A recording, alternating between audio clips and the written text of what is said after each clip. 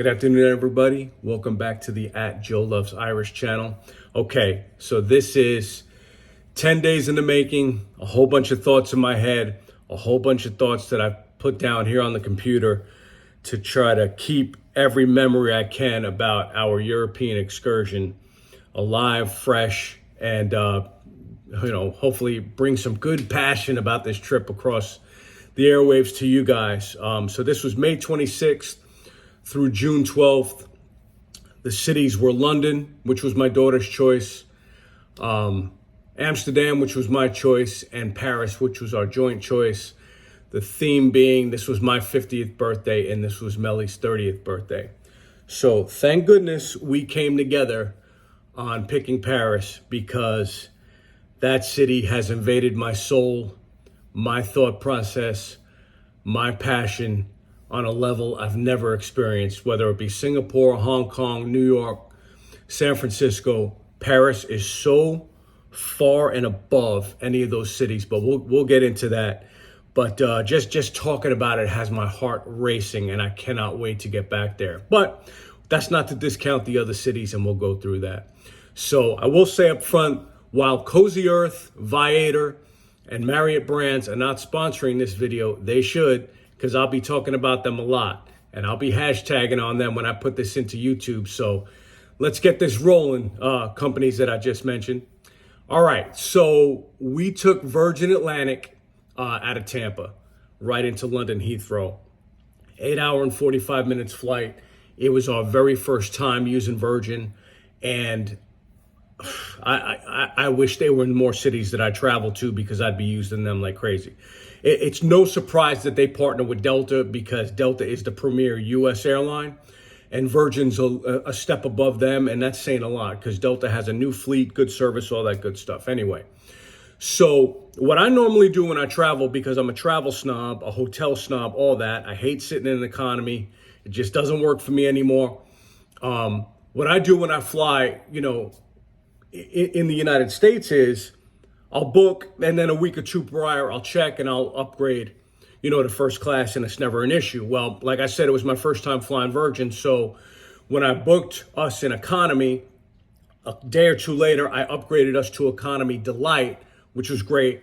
But I wasn't able to upgrade us to premium economy or upper class. And upper class is badass on Virgin. It comes with a bed, great service, dedicated everything, selective meals. It's the way to travel. But, you really need to budget that in, obviously. And with the time constraints I had in booking this, when I booked it in January to the time we were leaving at the end of May, it just wasn't feasible. And in my mind, I was like, hey, I can upgrade later. Turns out on Virgin, you have to put in for a bid. And so in March, I put in for a bid to upgrade to premium economy. And unfortunately, I didn't get accepted for that bid prior to the May 26th departure. So we had to fly economy delight.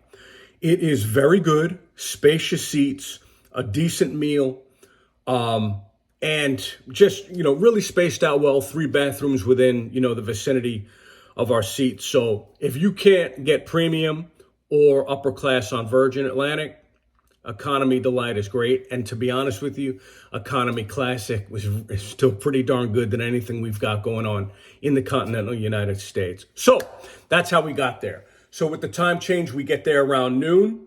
Going through customs is a breeze. Heathrow's a humongous airport.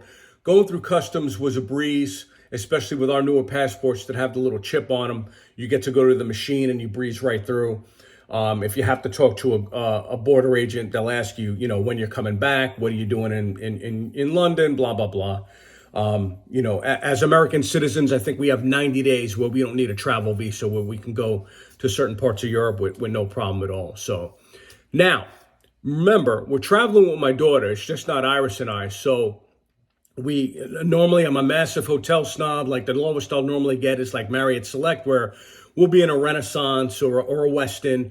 I prefer a JW Marriott. Of course, I prefer a Ritz-Carlton. Marriott brands itself is Select. I've always found that those are a little older hotels. But anyway, I had to factor in Mellie. So we got a Residence Inn in the town called Bermondsey and Southwark, South W-A-R-K. And I know I'm saying that wrong. Could not have been a better decision. It was in a neighborhood itself, and we wanted to get a feel for neighborhoods and not be around those tourist areas. We were able to walk to the Shard building, which is the largest building in Eastern Europe, I believe. Or is that Western Europe? Yeah, in Western Europe.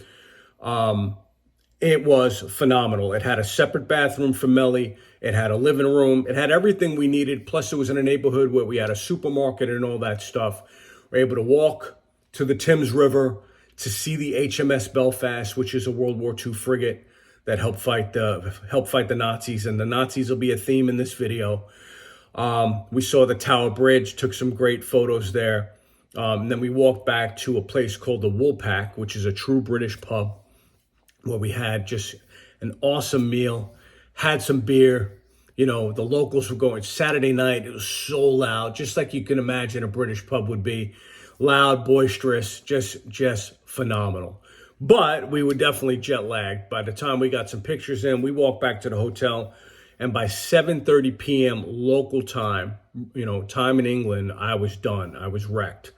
I fell asleep way before the girls and probably slept 9-12 hours. And for me, that's about 4 times longer than I normally sleep, 3 times minimum. So, all right, the next day was my 50th birthday, right? It was May 28th. We went to Oxford Street, which is the main shopping hub of London. It was phenomenal. Freaking beautiful. Shopping play. Like we have Macy's here. They have Selfridges. It's beautiful. It's a step above. It's really nice. The one problem we had, and I'm glad this happened early on because it almost ruined our vacation on day 1.5, is the pickpockets. And we weren't prepared, with the exception of our street smarts. Because when I went to the ATM, Iris turned around. She saw this joker. And when I took the money and I put it in my bag, wifey goes, "Hun, take a look at this guy." And I look at him and he just looks like a total and complete scumbag. And he's standing on the corner, he's waiting for us. So we secure our items, but I'm walking around with a Burberry bag, so I'm already a target, you know? And we turn the corner and I tell the girls to stop. I turn around to wait for the guy. Sure enough, this scumbag turns around and he starts walking toward us. And I stick my thumbs up at him and I'm like, "What?" And the problem is, in London, there were no cops, 0 police presence. So as this guy continues to walk toward us, you go into full fight mode or flight mode. And even in like Times Square, where it's all dirty and the cops are freaking all like, you know, just loafing around doing nothing, they're still there. You could still call out to a cop if you need one. When I tell you there was no police presence, there was no police presence. So we were like within steps of having to fight this guy if he kept coming toward us. So Iris breaks out her phone, starts taking pictures of him. Melly breaks out her phone. And then all of a sudden he acts like he's on the phone and he's laughing, he's looking at us laughing, and finally we got rid of him. But it kind of gave us a bitter taste. So in a future video, I'm going to give tips and tricks on traveling and how to avoid pickpockets and all that and how to notice them. But thankfully, I'm married to a Queens girl who noticed this scumbag right away. So we had to walk around and get rid of that feeling because, like I said, no police, we were ready to fight.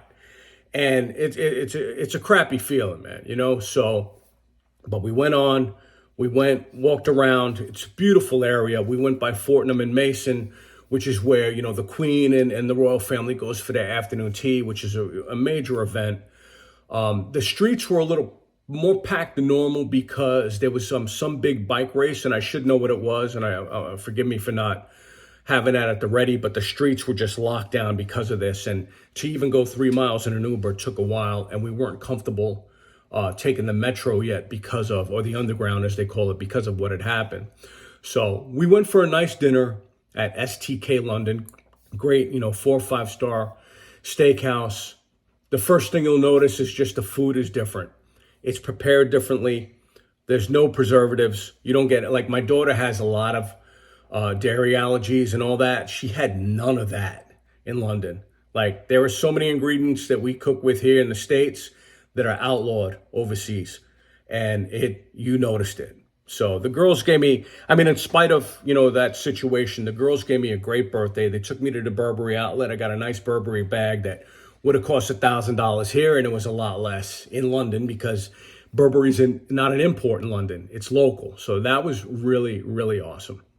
So then the next day in London on the 29th, this was all about Melly and her 30th birthday. So we got a Viator tour, and I cannot more highly recommend that everything you do through Viator. I mean, it's just the way to go. You get personalized service instead of trying to do things on your own. We'll talk more about that. So we got a Viator tour of the Harry Potter Warner Brothers studio tour. And not my thing at all. This was all about Melly. I've never seen any of the movies. I know what they're about and blah, blah, blah. It's just not my thing. But to go, kind of like Disney. Disney, all that stuff, all the movies, it's not really my thing in spite of the shirt I'm wearing. Like, it's not my biggest thing. But I can appreciate the production. And holy cow, the tour and everything they went through, all the designs, all the studio, extravaganza and all that, that was amazing. So for any of you Harry Potter fans, you got the one in Orlando, you got the one in LA, I'm sure. This is legit. This is where it was filmed. This is where the costumes were made, all that mumbo jumbo. Go and do it. It was pretty pricey, I'm not going to lie, but, it's my daughter's 30th birthday. What are you going to do? So great day. Great day. We got back that evening, and then it was time to do something I really wanted to do, even though we had the longest day. We went to Gordon Ramsay Street Pizza, and Gordon Ramsay's one of my heroes. Did not want to go to a 5-star restaurant when it's the three of us. That would just, be for Iris and I at another time. But so Gordon Ramsay opened up the street pizza concept where you go into the pizza store, as we say in Brooklyn, and there's, he's got 5, 6, 7 pizzas on the menu. And when you say, hey, I want to order the pizza, they just come around and start, providing you what they have, whether it be pepperoni, whether it be the spicy chorizo pizza, which was freaking outstanding. The ever-present in California pineapple and ham pizza. I just popped the pineapples off. It was delicious. It was everything you expect out of Gordon Ramsay. It was gourmet. It was just a cool vibe. And I highly recommend that. And it was just eating at a Gordon Ramsay restaurant was a nice bucket list for me because I love that dude. So then the next day, right, the third day in London was all about Iris, right, and what she wanted to do. And so her dream was to go to Stonehenge, which was about, I guess, 2 hours away from London proper. Once again, we got a Viator tour. We went to the Euston Street train station. We hopped on our tour bus, had a great tour guide with a bunch of families. We go on up to Stonehenge. First, we went to Windsor Castle, all right? And that's where Queen Elizabeth was recently laid to rest. Not into the whole royal family thing, but once again, from a historical standpoint, pretty darn cool. And so we got to see Windsor Castle from the outside. Thankfully, we didn't have tickets to go in because it was closed, and that would have been a big waste of time because it's no big deal to us. Then we drove another, 20 minutes to a half hour to Stonehenge. That was cool. You go see it, see the stones, get the history behind it, and then you get out of Dodge. We drove up to a city called Laycock, where we had lunch at the oldest pub in Britain. Built from the oldest active pub. I think it started in like the 1620s. So we had authentic haddock fish and chips. Wasn't my thing, but at least I could say I had it for the rest of my life. And then we ended up where we should have been most of the day, man, from the way it was the town of Bath, as in taking a bath. It was phenomenal. We can't wait to go back there and spend a couple of days there. It's a beautiful little quaint English countryside town with everything you can imagine. But you're like back in World War II. It is badass. Highly recommend it. And that's really it. That's the recap for London. There's a lot more I could dive into, and I probably will in subsequent videos, diving deeper into the activities that we did. We went to Big Ben. We came back from the Harry Potter tour, and we went to Big Ben. We took photos, things like that. Things that you had to see, we did in London. I'm going to dive deeper into London in a later video because the politics of it bother me. You learn everything from the Uber drivers, man, and they tell you, these guys don't care about the royal family, and the royal family's taking a nut out of their paycheck, and that, like I said, a story for another day, but, there we go. We went home, we rested up, we got home late. And the next day we got up, had an awesome breakfast, said goodbye to the amazing staff at the Residence Inn Bermondsey, Residence Inn London Bridge. Cannot more highly recommend it. Killer breakfast at that place that's included. And the staff was amazing. So I highly recommend that. And you could just reach out to me if you want the address and, to end any confusion, reach out to me about that. Next day, right? So that was May 31st. We hop on the Eurostar to Paris. I made a conscious decision that we were not going to take the plane to Paris. People have recommended the Eurostar, and boy, oh boy, I recommend it as well. So it's like nothing that we have in the States, with the exception of the Amtrak Acela Express that goes from Penn Station to DC on business. That's all we've got. But this is just regular travel. So you've got business premier, standard premier, and of course economy. And you're allowed to bring a suitcase or two, depending on what class of service you have, and a carry-on. And they feed you really good food, especially when you come in when you have a French crew. It's the French food. We'll get to that. Check-in was very easy. It's a very clean train, and in 2 hours and 15 minutes, you are in Paris. And for a history nerd like me, we had to go underneath the English Channel, where all our boys went on D-Day, where the boys went back during the, if you watch the movie Dunkirk, how Winston Churchill utilized all the regular boats, charter boats, if you will, for the English folks to come and save those soldiers at the beginning of World War II. To go into the English Channel meant the world to me. 2 hours and 15 minutes, you're in Paris. And once again, took a risk. The hotel snob took a risk. We stayed at a brand new, because we needed 2 rooms, a brand new Courtyard by Marriott in a town called Porte de Versailles.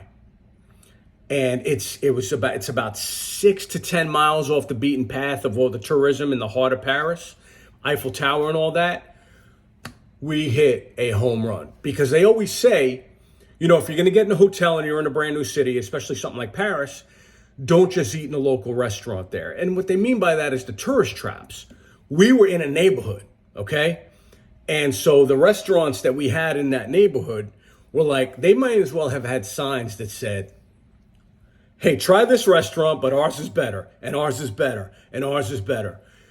What a food cavalcade in Paris, starting with night 1, eating Italian food that did not upset my stomach at all, that did not upset Melly's stomach at all. It was amazing. But we were tired. Once again, a long day of travel, and that Stonehenge trip the day before. After we ate, we walked a little, and the girls were like, we're dead. So we went back to the hotel, and we got a great night's sleep. We proceeded to get up the next day, which was what my daughter would call a flex day. Oh my goodness. And that's when everything began to change with the food.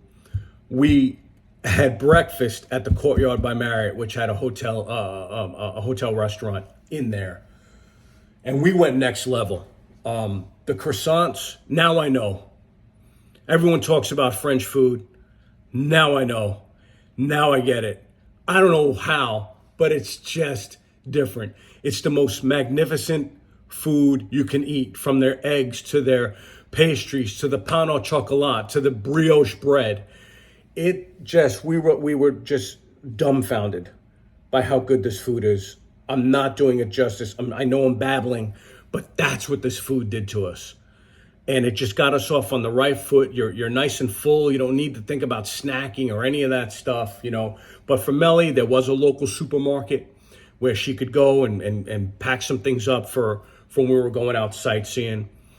We went to the Eiffel Tower. Once again, I'll do a separate video on tips and tricks. You definitely deal with some nefarious characters over there at the Arc de Triomphe, at the Eiffel Tower. Just keep your street smarts about you. Keep everything out of your pockets and in a bag. You'll be just fine. But like I said, we'll touch on that later. The Eiffel Tower on TV, it was humongous. Excuse me. It was humongous. I could not believe how big it was. We decided not to go up the top so we can get more done. And plus, standing in line in the heat would have been a little rough. So we made a great decision not to do that. So we went walking out. Melly took a bunch of pictures. You know, they got a lot of things barricaded because they're getting ready for the Summer Olympics next year. So we didn't get to lay in the grass like a lot of people do. We'll do that the next time. Paris will always leave you wanting more. We walked by the Arc de Triomphe.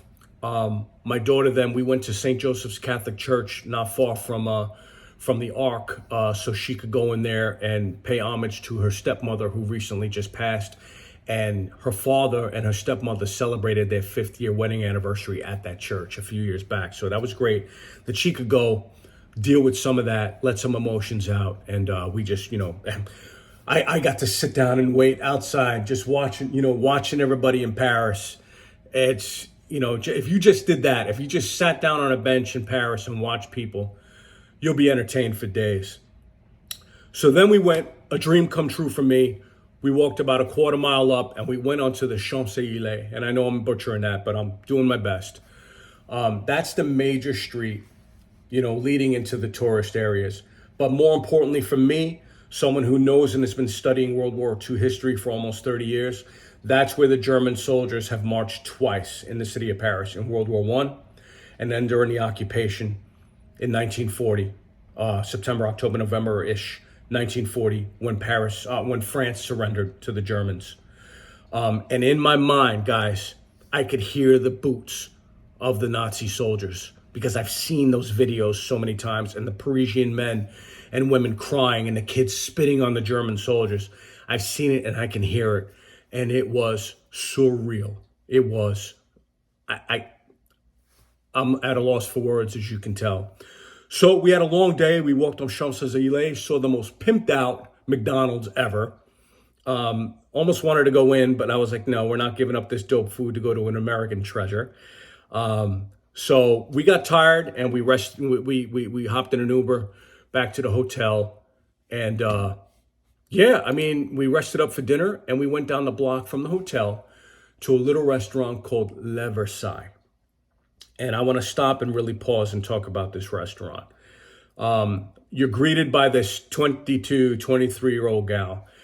And for 49 of my 50 years on this planet, all I've heard about is how rude the Parisian people are, how rude the people are in France. And to that, I say BS. They are phenomenal. And this will give you some insight. Number one, this little girl sits us down. And she brings the menu, which is all in French, and she starts to try and read it in English. And she has extremely broken English. Her English was as good as mine, was a lot better than my French, but it was very broken. And she had the nerve to apologize to us because her English wasn't so good. We were like, no, thank you so much. Merci, we're throwing out whatever we can, whatever, our 15-word arsenal that we have. We're like, merci beaucoup, thanking her, and she told us that she had been to Florida, and she was so sweet. And then comes our server. And he's this venerable old, probably 60-something-year-old Frenchman. And he looks at me, and I ask him, I say, what did I say? Bonsoir, monsieur, parlez-vous anglais? And he goes, and very proudly, he goes, no. And not in a rude way. He was just proud to be French. And he told us right then and there that he didn't speak English.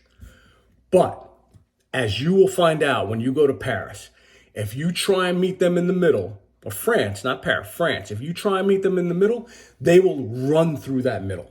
So we started to try to speak French to him, and we're breaking out Google Translate, and we're going over this, and all of a sudden he starts breaking out his broken English because he saw that we were trying. And it was awesome, and it was an insight into their culture. It is not my job, coming from Tampa, Florida, to make them adapt to me. That is their country. And I was very proud of the fact that we tried, and even prouder that he met us in the middle. And throughout the trip, other people met us in the middle. It was awesome. I love the French people. Very proud staff. Great meal. So that finished out a long day. And then became the day of days. We got some rest. We had to be up at 4:45 because we had to be at a hotel near the Eiffel Tower to take the Viator trip to Normandy to visit Omaha Beach. So for those of you who don't love history maybe as much as I do, don't know World War II, if you watch the first 20 minutes of Saving Private Ryan, that's where we went. That's Normandy, France, where the invasion of Europe happened on June 6, 1944, to liberate France and liberate Europe from Nazi tyranny. One sec. Thank you. So, yeah, we take the 3-hour trip up there, and we step onto Omaha Beach, where all those soldiers perished, all those warriors, where the Germans just had them in a turkey shoot, just gunning them down, as you'll see in Saving Private Ryan. I approached the sand, and I wanted to get onto the sand with my right leg, and my brain was saying, you don't deserve to step on this sand. Thankfully, I see this little 17-year-old American girl taking selfies on the sand like this, and I'm like, okay, I do belong on here, because I revere these men, and I understand what they went through, and why they did it, and all that good stuff. In the 79th anniversary of that, I belong there. And I helped my daughter down, and we just held each other, and we began to sob. And I'm so grateful that my daughter understands and appreciates why we were there, what happened there, all that. I cannot recommend more to anyone, whether you love history or not, to go there, stand in that sand of reverence, where still 4% of that sand is shrapnel from that battle 79 years ago. Amazing. Choked up. All right, we hopped in the bus and we went. We were already sobered up, and we went to the American Cemetery, which is so pristine. I was very, very touched by, obviously, all the dead heroes.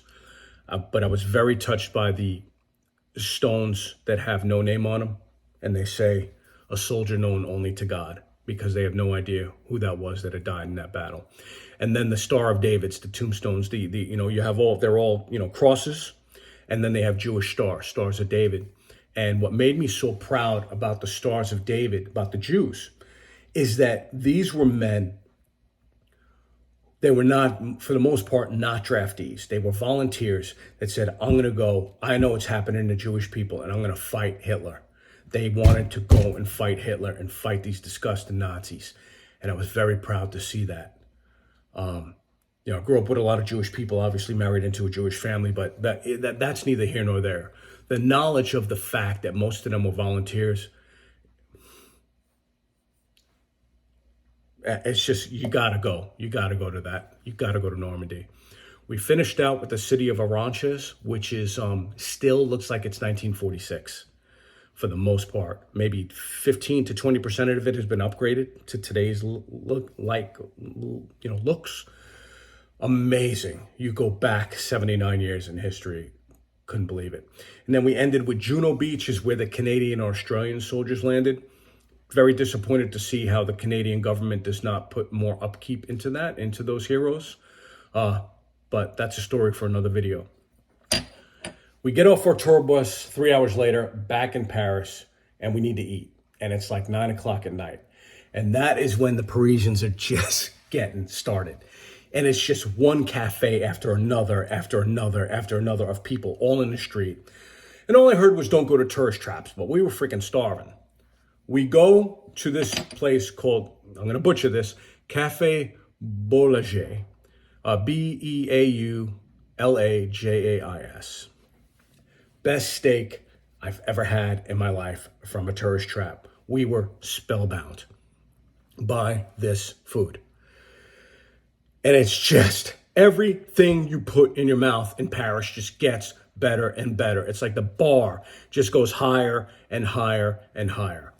So what a day that was. What a day. Best steak, best mashed potatoes we've ever had. So we go back, get some sleep.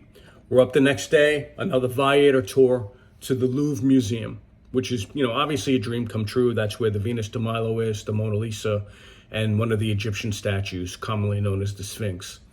So we, thankfully, instead of walking through this enormous museum trying to figure things out on our own, we hired a private tour through Viator for an hour and a half, and it's called the Highlights Tour. So you get a personalized nice young Frenchman taking us through, And, just go. The Louvre is amazing. All this old, these ancient artifacts back to when there was a monarchy in France. Not the biggest guy into the arts, but I had a total appreciation for this. And then they take us into the room where the Mona Lisa was. Once again, man, it always pays to be from Brooklyn, and Brooklyn, Queens, whatever. Just the street smarts comes in. You have to get in this line to get up to the Mona Lisa and take a picture. Well, I moved up. I saw this guy leaving this area in the front where you got 2 security guards. I get up there. The guy moves. I step in and I tell Melly, get over here. She comes in and she snaps some amazing pictures of the Mona Lisa. Security guard comes by and says, guys, you're not supposed to be here. You need to leave. And I was like, no problem. We got our freaking picture. It was awesome. So, I mean, that tour completely paid for itself. Melly got the freaking money shot. And I wish, as my production value in these videos, gets better, I'll definitely put some stuff up. But that was great. And we went outside, another beautiful day. We took some pictures of the outdoor pyramid, the diamond. Oh, it's just so beautiful. The Louvre, it's a mixture of old and the new. I highly recommend it.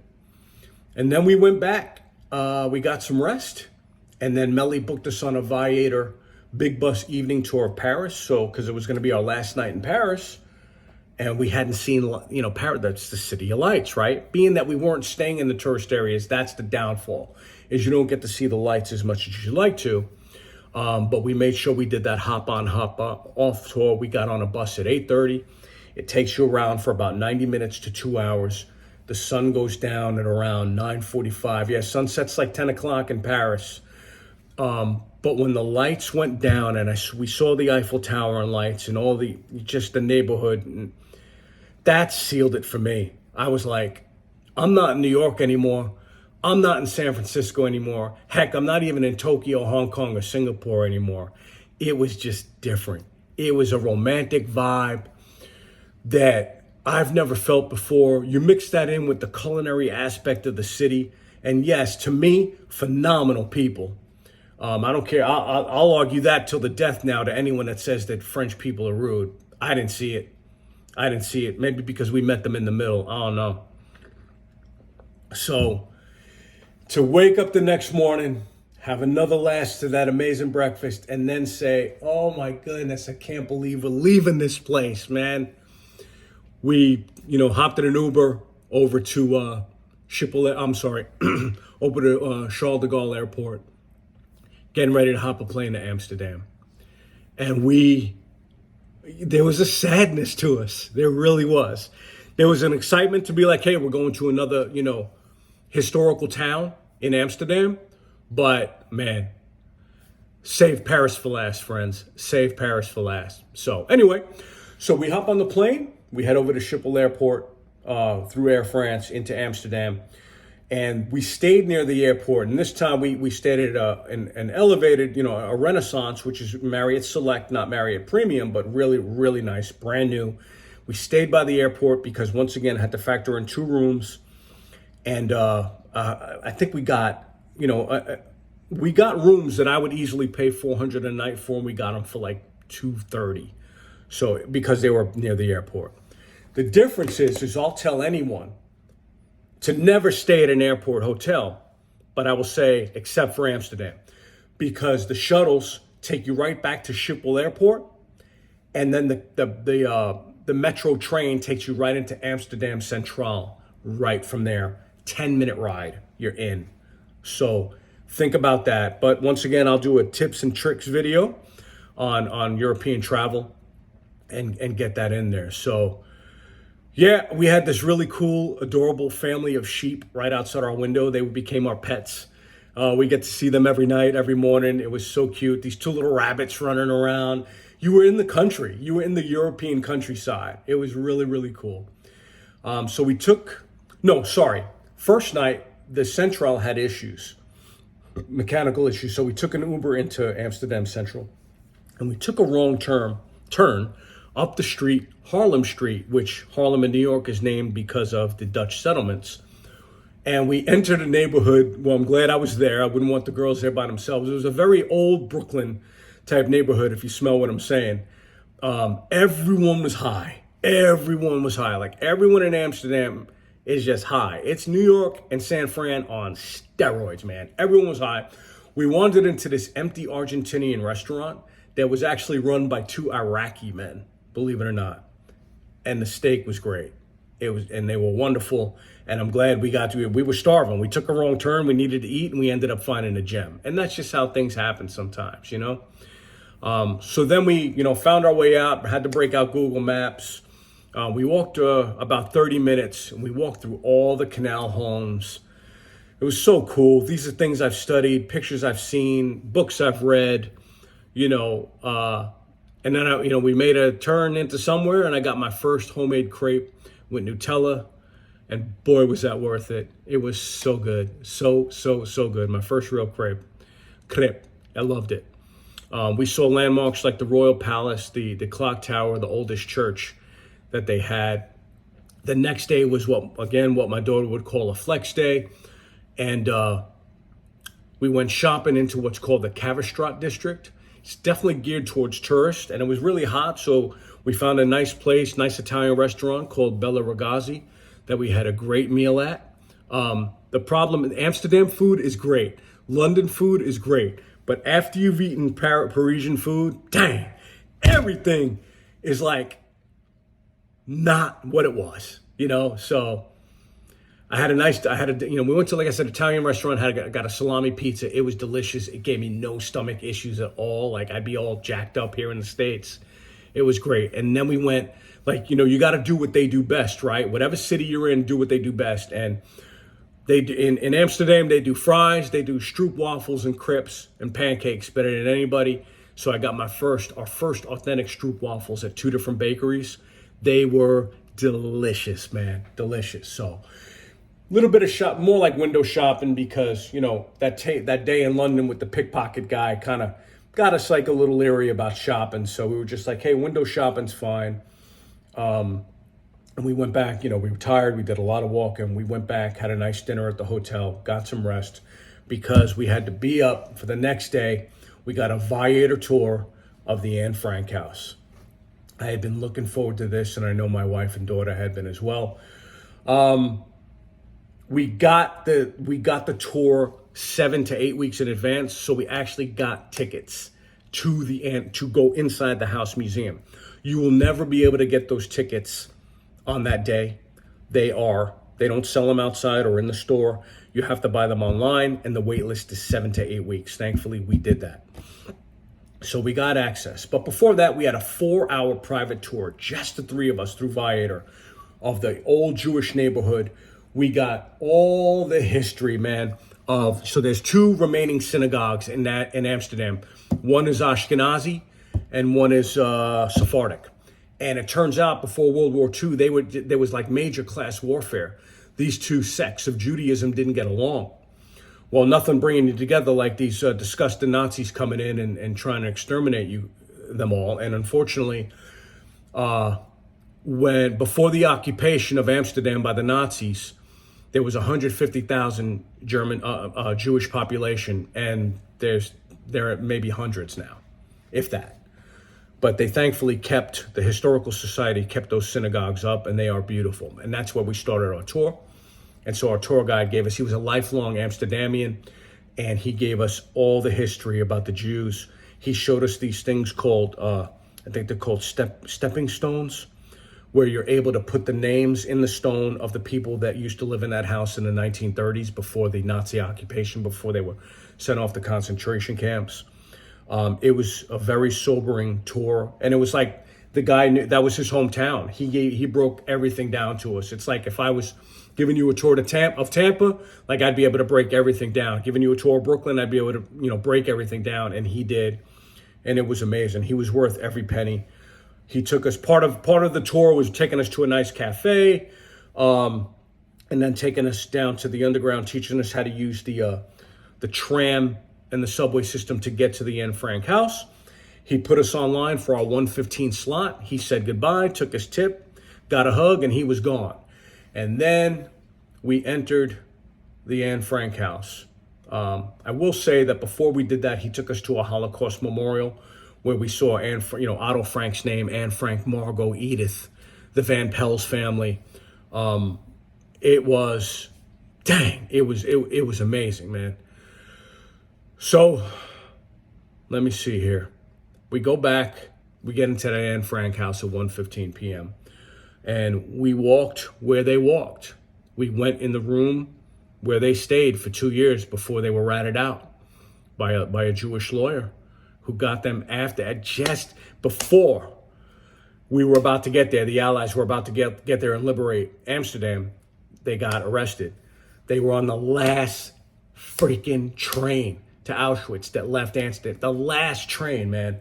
It's haunting. To me, all this information is just haunting.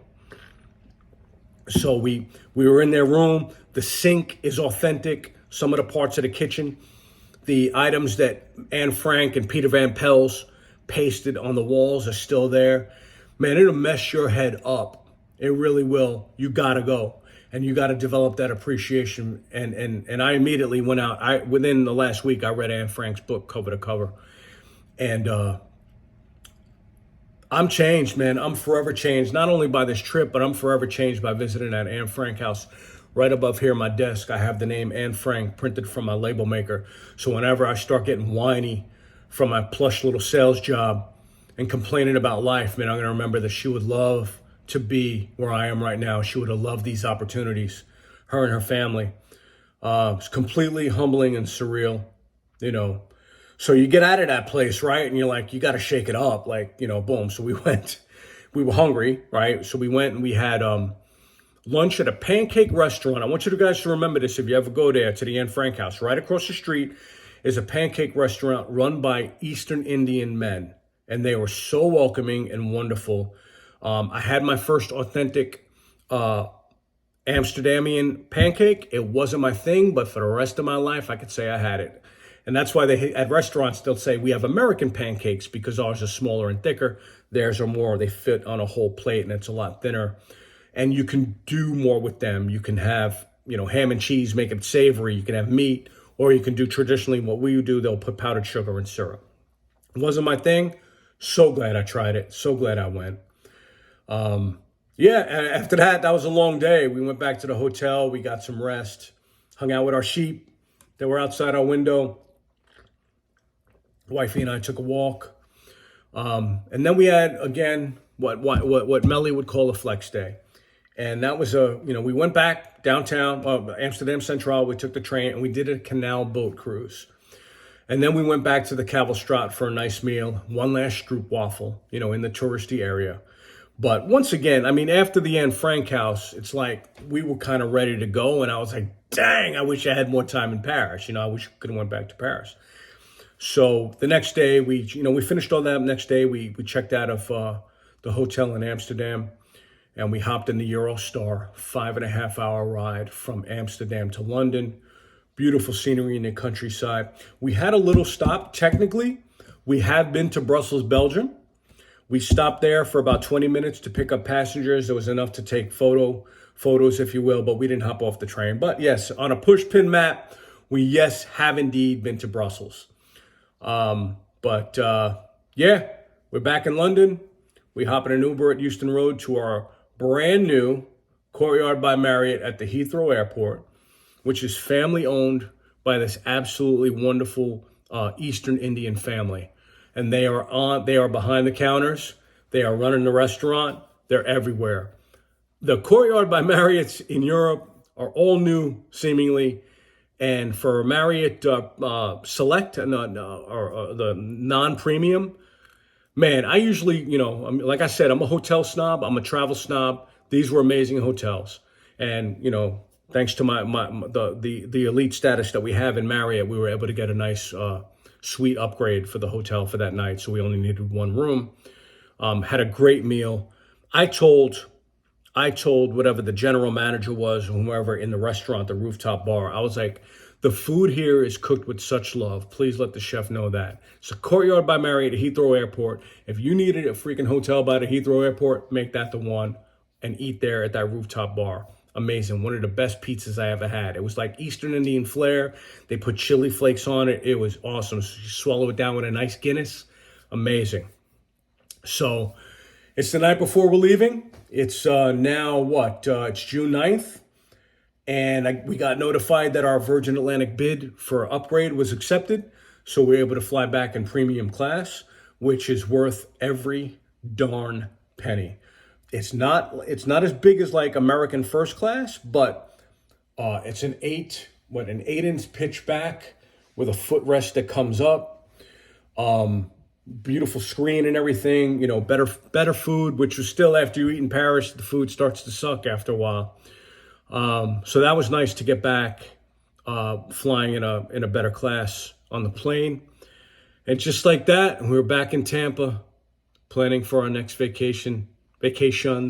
Next one is in November, to be continued on where we're going. Thank you so much for watching this video. I hope you like this recap. This is 45 minutes. It's the fastest 45 minutes ever. I would love to hear about your own European adventures. So leave a comment, subscribe, share. Hooyah. God bless you. Vive la France. Bye.